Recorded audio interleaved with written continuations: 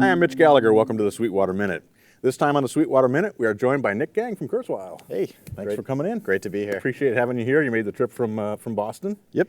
And you were here demonstrating the new Core 64 expansion for the PC3 to the sales engineer and showing them some of the sounds and talking about that. I want to talk about that with you as well. Sure. So what is your position with Kurzweil? I'm officially a Soundware Engineer. Okay. So I'm responsible for everything from recording new sounds, new instruments, processing those sounds for our sampler, and implementing them by making all the presets that go in. So our Soundware team is behind all the sounds in the machine. Right, so you're making the sounds. I am making the sounds. Right.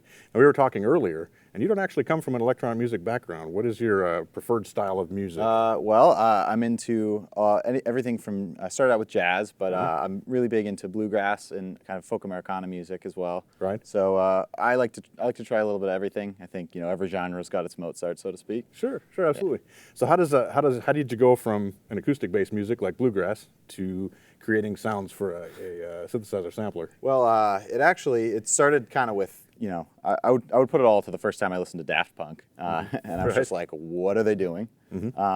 So I went to school for music engineering was what it was called, and really just fell in love with sound design, and I needed to find a place where I could do it. Right.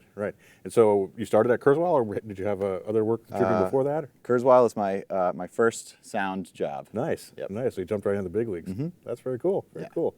So tell us a little bit about the PC3K. What are we talking about here? Well, the PC3K is our flagship, the white whale of Kurzweil. Every kind of capability that we have as a company is in this machine. Our vast synthesis technology, completely fully editable. So everything that I have available to me as a sound designer is available to you editing the machine as a user, which is cool. I don't have any head start. I start from scratch, and a user can start the same way, sample level, build to key maps, build to programs. Right. And really just playing your set like that. Right, and a tremendously powerful architecture inside the keyboard. You really can do a lot of modulation things and a lot of routing capabilities. Lots of stuff you can do in there. So it's a fun board to program on. Oh yeah, and completely endless. And for every winner, there's 100 different losers of trying every permutation. Right. So is it a trial and error kind of thing, or do you have a specific goal in mind when you're creating a sound and you work through the architecture to achieve that? Well, with the Core 64, it kind of started out with listening. And, it comes down to it's a performance instrument. It's all about music. We have a little thread in Soundware where we'll post YouTube videos or links to different songs that we like, saying, here's this certain producer. They've done this really cool thing. I think that's something we can do but don't have implemented yet. Let's try it. And sometimes it works, sometimes not so much. Right. Yeah. Right. Very cool. Now you mentioned the Core 64. What is the Core 64? The Core 64 is a 64 megabyte expansion ROM card. So it's all new samples.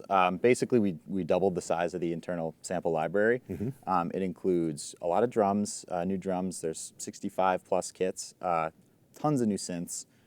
Both sampled, and we've kind of mixed them with our vast onboard virtual analog. Also, some new horn samples and guitars as well, both palm mutes and sustains. So it can be really, really expressive. Wow, yeah. So lots of new things there. Now, are you setting those up to where those are individual sounds that show up in the machine, or are you using those as part of combis, or how are you doing that?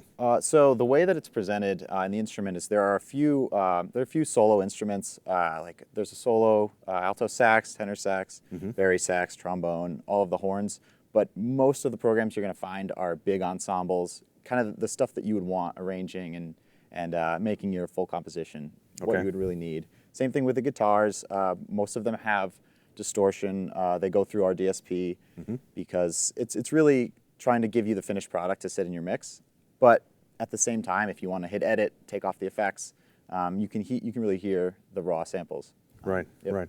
So you're able to dial in if you want to create a patch for use on stage for a particular song, easy enough to use the sounds that are in the Core 64. It's not just a preset that you're loading in there. You have all those raw materials are also available to you for creating your own sounds. Yeah, and that's really useful with the drums too. There's tons of new percussion, lots of stereo percussion, which we were kind of lacking before. Right. Stereo drums, stereo cymbals, and we kind of have some utility programs towards the end, which are you can really audition every single sample that's in the Core 64. Right, right. So where do you get those samples from? Do you guys take those samples yourselves, or how does that work? We do go to the recording studio. We have several studios we'll use. We have a whole team of engineers who will sit in on the session, chop them down into individual samples, and then bring them through our process to become real official Kurzweil samples. Right. Yeah. Right. So lots and lots of editing Yes. goes into to making those. A lot of editing. Right. We all know all the DAW shortcuts. Right. I bet. I bet. Yeah. Yeah. How long does it take to create a product like that from the idea to when you have it ready to go? Well, it's there's some debate over when this idea actually started, but from the time that we started voicing, which is starting to make the presets, until the final product, it's about a year, depending on how big it is. A more focused ROM, maybe like a piano ROM, would be a little bit quicker, maybe longer to process, but quicker to, there are less presets you need for a fully voiced piano ROM. Sure. Yeah. Right. Right, and you're probably a little bit more focused on just getting those piano sounds and not having to be so diverse in what you're looking for and creating all the different patches and things that you're working on as well, I would bet. Yeah, and it's kind of realism versus surrealism. A lot of these sounds we were trying to push the envelope, and some of it was drawing on inspirations, and some of it was just trying to do something new. Right, right. Well, we've talked a lot about the sounds. I think we should listen to some. Sure. Would you give us a demo? Definitely. Great. All right.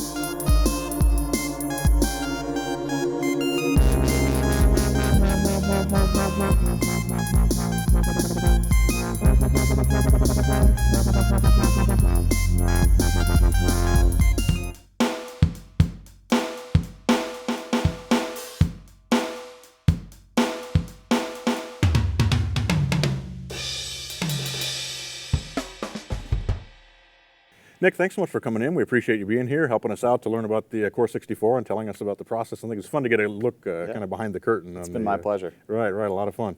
Thanks a lot. Thanks. I'm Mitch Gallagher. Thanks for joining me for the Sweetwater Minute.